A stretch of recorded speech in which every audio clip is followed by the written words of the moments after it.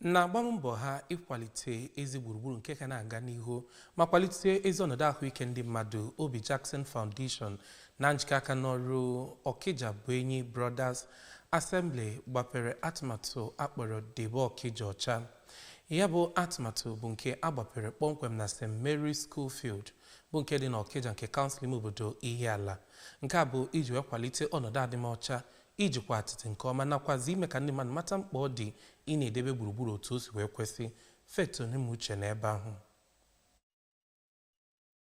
N'okwu ya n'oge mmemme mmalite, Kọmishọna maka gburugburu ebe obibi nke Anambra steeti Engineer Felix Odumegwu kọwara ọrụ a dịka otu nnukwu ihe dị mma, na-asị na site na mmalite nke Keep Okija Clean, Okija enwerego ọnọdụ ndu n'ịkwado ihicha gburugburu. Engineer Odumegwu kwuru na usoro Public-Private Community Partnership nke ọchịchị Gọvanọ Chukwuma Soludo na-aga n'iru na-amịpụta ezigbo mkpụrụ, wee kene Obijackson Group maka inye aka n'ịkwado ahụike na ịdị ọcha. And the environment, and a very big link and relationship there.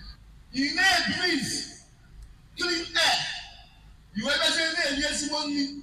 If you are working with primary health.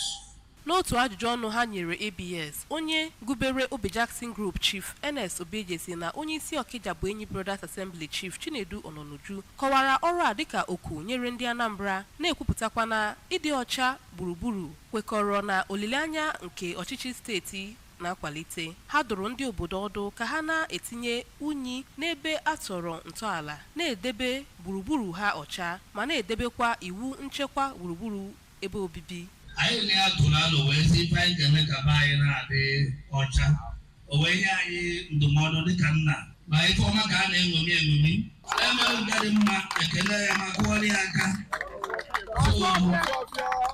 Site na Okija, Faith Onyemuche, n'akụkọ ụwa ABS.